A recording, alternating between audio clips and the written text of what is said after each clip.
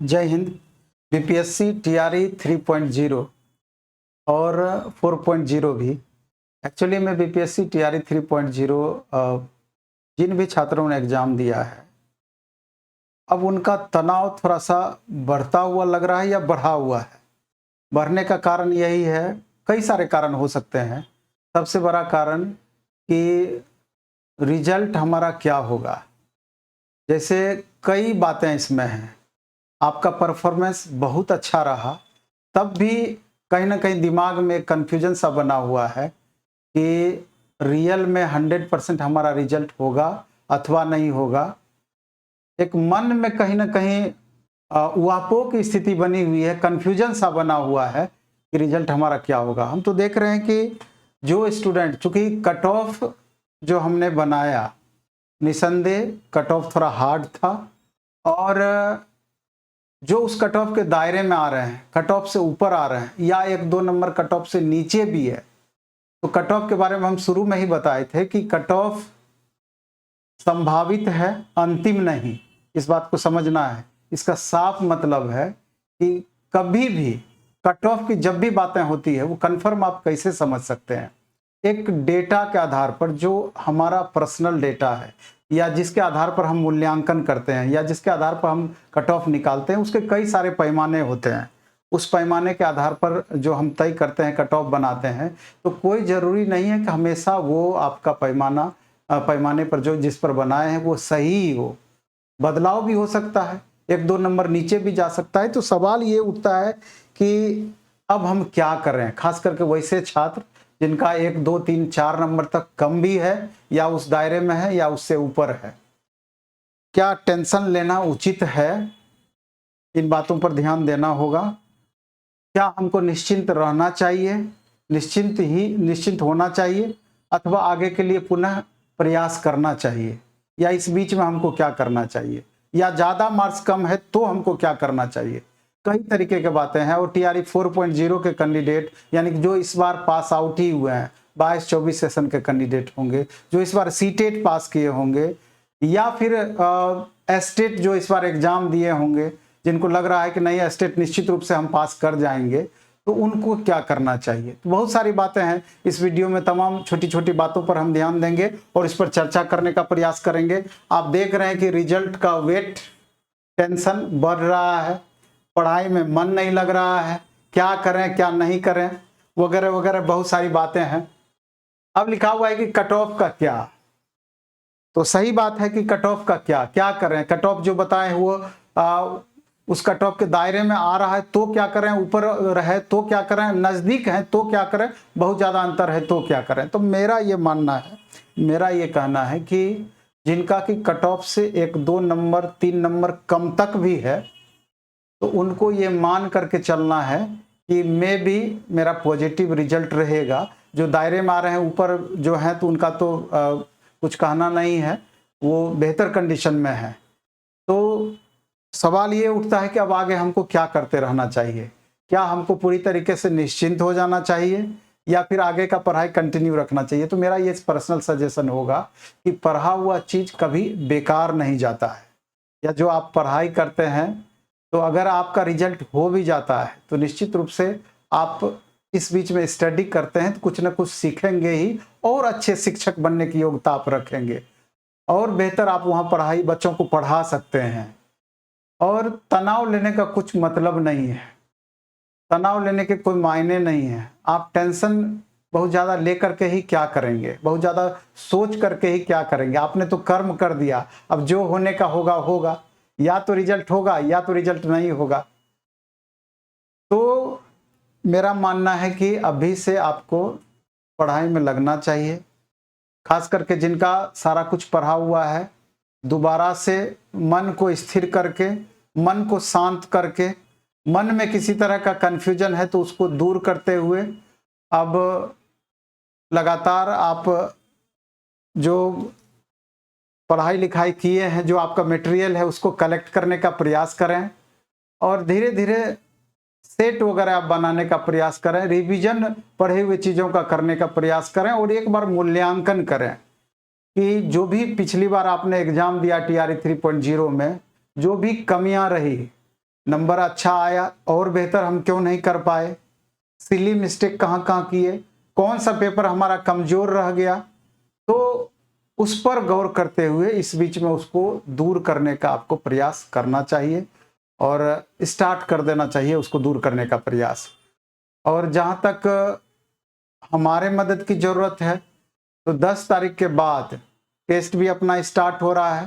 Full syllabus का test Saturday Sunday जैसे चल रहा था फिर से हम स्टार्ट कर रहे हैं, और मंडे टू फ्राइडे जो सब्जेक्ट वाइज टेस्ट चल रहा था पुनः उसको हम स्टार्ट कर रहे हैं, जिससे कि आपका इंगेजमेंट दोबारा से शुरू हो जाए, आप लगातार फिर प्रैक्टिस मोड में आ जाएं और इतने सारे स्टूडेंट के बीच आकर के अपने तनाव को भी आप कम करें और तुलनात्मक रूप से समझने का प्रयास करें कि परफॉर्मेंस आपका किस कदर बढ़ रहा है, कहाँ पर कमी रह जा रही है, कैसे और हम इसको बढ़ा सकते हैं। तो जब आप भीड़ में आएंगे मन भी लगेगा और छोटी छोटी कमियां भी लगातार दूर होती चली जाएगी। टेस्ट के महत्व को समझना है। जो स्टूडेंट लगातार यहाँ टेस्ट देते रहे हैं, आप चाहे वो कॉमन पेपर का टेस्ट हो या पर्सनल सब्जेक्ट का टेस्ट हो, आप देख लीजिए उनका परफॉर्मेंस कैसा रहा है। जो छात्र दिए हैं उनको अच्छे से पता है कि टेस्ट किस कदर आपको फायदा पहुंचाया है। 40 क्वेश्चन अगर एक दिन में हम कॉमन पेपर का टेस्ट लेते हैं, सप्ताह में 5 दिन मंडे टू फ्राइडे होता है, महीना में 20 दिन आपका वो टेस्ट होता है, तो एक दिन जब 40 क्वेश्चन का टेस्ट देते हैं, जब उसके डिस्कशन में आप पार्टिसिपेट करते हैं तो कम से कम 200 क्वेश्चन के बराबर लाभ होता है। और एक बार जो क्वेश्चन आप गलत कर दिए, जब भी उस तरह का क्वेश्चन आपको दोबारा मिलता है तो वहाँ गलती होने की संभावनाएं कम हो जाती है और लगातार आपका स्कोर बढ़ता चला जाता है। यही कारण है कि इस बार 40 क्वेश्चन में मैक्सिमम छात्र जो लगातार प्रैक्टिस में बने हुए थे 28 से लेकर के 30, 31, 32 तक मार्क्स लाए हैं। बहुत सारे ऐसे अभ्यर्थी हैं। कारण वही हुआ, रेगुलर प्रैक्टिस। अगर एक सप्ताह की बात करें, एक दिन में 200 क्वेश्चन तैयार हो रहा है एक सब्जेक्ट से, खाली कॉमन पेपर से, तो आपको एक सप्ताह में 1000 क्वेश्चन तैयार हो रहा है, महीना में 4000, और अभी आपके पास 4 से 5 महीने का समय है। तो अगर आपका बेस पहले से अच्छा है, लगातार प्रैक्टिस कर रहे हैं, तो पता चलेगा 4-5 महीने में 16 से 20,000 क्वेश्चन आपका खाली एक सब्जेक्ट कॉमन पेपर का एक्स्ट्रा तैयार हो गया। तो आप समझ सकते हैं कि लगभग 10, 12, 15 हजार ही ऐसा क्वेश्चन है जिसको कि आयोग बार बार रोटेट करती है। आप पढ़ाई के दरमियान कुछ छूट भी जाता है, लेकिन टेस्ट और डिस्कशन के माध्यम से हमेशा वो कमी आपकी पूरी होती है और लगातार आपके स्कोर में इजाफा मिलता है। ये तो रहा कॉमन पेपर, लेकिन इसके अलावे सब्जेक्ट, चाहे वो आपका मैथ का टेस्ट हो, चाहे आपका साइंस का टेस्ट हो, चाहे आपका हिस्ट्री का टेस्ट हो, पॉलिटी, इकोनॉमी, ज्योग्राफी का टेस्ट हो, चाहे इसके अलावा हिंदी का टेस्ट हो, इंग्लिश का टेस्ट हो, हर सब्जेक्ट का लगभग टेस्ट आपका डेली चलता रहा और आगे भी 10 तारीख के बाद चलता रहेगा। तो आप समझ सकते हैं कि कितना ज्यादा आपका प्रैक्टिस हो जाना है और कैसे आपका रिजल्ट नहीं होगा इस बात पर भी आपको गौर करना है। तो हम तो यही कहना चाहते हैं कि जिन छात्र जो टीआरई 3.0 के छात्र हैं, कम से कम टेस्ट के मदद से खुद को तैयार करिए। और जो पटना के बाहर के, पटना में तो तीनों सेंटर पर अपना टेस्ट होगा, और पटना के जो बाहर के छात्र हैं, प्लेटफॉर्म बाय नवीन कुमार सिंह ऐप पर आप इस टेस्ट में पार्टिसिपेट कर सकते हैं। और इससे पहले भी जितना टेस्ट लिए हैं उसको सेशन 1, सेशन 2, सेशन 3 के रूप में हम रखे हैं, और ये नया सेशन आपका सेशन 3 या सेशन 4 स्टार्ट होगा जो करेंट सेट होगा। तो अधिक से अधिक टेस्ट भी देना चाहेंगे, वो भी आपका पूरा हो जाएगा, कहीं कोई प्रॉब्लम नहीं है। लेकिन पढ़िए, प्रैक्टिस कीजिए, और अगर लगता है कि ये चीज हमारा खुद से भी हो जाएगा तो आप प्रैक्टिस वर्कबुक लेकर घर पर ही बनाइए। 2, 4, 5 बच्चे, 10 बच्चे ग्रुप बना करके आपस में बनाइए। फायदा कैसे नहीं होगा, 100% फायदा होना है। इसके अलावा आप देखेंगे कि सैटरडे संडे को फुल सिलेबस 150 क्वेश्चन का हम टेस्ट लेते हैं, 1 to 5 का, 6 to 8 का, 9, 10 का, सब पेपर का लगभग। तो उस टेस्ट से भी आपको तुलनात्मक रूप से देखना है कि ओवरऑल हमारा परफॉर्मेंस क्या रह पाता है। तो जो नए स्टूडेंट हैं जो कि 22 से 24 में पास आउट हुए हैं, एस्टेट जो इस बार दिए हैं, सीटेट पास किए हैं, उनको तो पहले अपना एक बार बेस अच्छा करना है। बेस आपको या तो बेसिक कोर्स के माध्यम से कीजिए, खुद से कीजिए, पटना में हमारा भिकना पहाड़ी मोड़ पर जो सेंटर है वहाँ भी ऑफलाइन में चल रहा है। इसके अलावा बाजार समिति वाले सेंटर पर भी बैच आपका 1 to 5 का, 6 to 8 का स्टार्ट हो रहा है, 9 10 का स्टार्ट हो रहा है। तो एक बार बेस आप अपना अच्छा कर लीजिए। और जो पटना से बाहर के बच्चे हैं तो प्लेटफॉर्म बाय नवीन कुमार सिंह ऐप पर भी ये सारा बैच चल रहा है।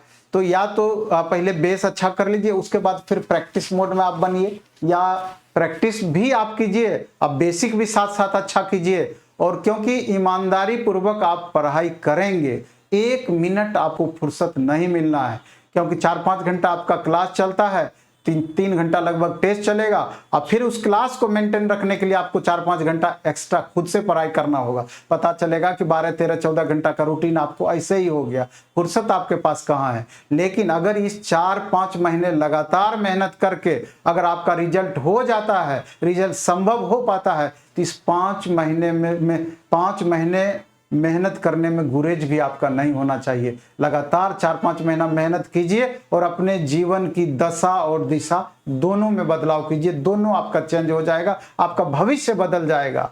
और जब पटना अगर आना है और पढ़ाई के लिए ही आना है तो फिर मेहनत में कमी क्यों? चाहे घर पर ही रहते हैं तो मेहनत में कमी क्यों? एकदम गारंटी है कि ईमानदारी पूर्वक अगर आप मेहनत कर रहे हैं उसका प्रतिफल भी आपको मिलेगा। आगामी आप देख रहे हैं कि TRE 4 में भी बताया जा रहा है कि 1,60,000 के लगभग वैकेंसी आ सकती है। तो मामूली वैकेंसी 1,60,000 नहीं होता है, ये आप समझ लीजिए, ये मामूली वैकेंसी नहीं है। और ऐसा गोल्डन अपॉर्चुनिटी आपको मिलेगा भी नहीं, क्योंकि ज़्यादा से ज़्यादा एक बार माननीय मुख्यमंत्री जी TRE 5 तक भी निकाल सकते हैं इससे बचे हुए वैकेंसी से। लेकिन इसके बाद 4 साल में वैकेंसी आएगी, 5 साल में वैकेंसी आएगी, इसकी कोई गारंटी नहीं है। इसलिए खूब अच्छे से पढ़ाई कीजिए, खूब मन से पढ़ाई कीजिए और एक सीट आप अपना सुनिश्चित करने का प्रयास कीजिए। और जो पटना से बाहर जो छात्र हैं, या बिहार के हों या बिहार से बाहर के छात्र हों, सबसे बड़ा बात होता है माहौल। अगर हम आर्थिक रूप से सक्षम हैं तो 4-5 महीना के लिए भी डायरेक्ट आप पटना आ सकते हैं, डायरेक्ट बैग एंड बैगेज आ सकते हैं। चाहे आप मेल कैंडिडेट हों या फीमेल कैंडिडेट हों, यहाँ पर आपको व्यवस्था हो जाएगी।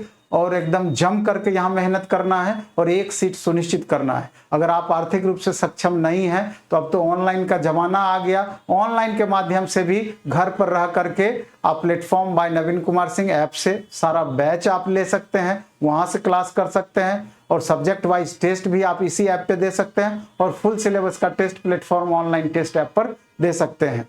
तो हर माध्यम, हर चीज आपके पास उपलब्ध है, बस उसका लाभ उठाना है। और सबसे बड़ी बात है कि ये जो चीज हम बता रहे हैं, इन चीजों को डायरेक्ट ना करके, कोचिंग का सहारा ना लेकर के, खुद भी आप सेल्फ स्टडी के माध्यम से भी इसको आप मेंटेन कर सकते हैं और करते हैं। आपको दिखता है बहुत सारे ऐसे अभ्यर्थी हैं कि सेल्फ स्टडी के माध्यम से रिजल्ट ले रहे हैं।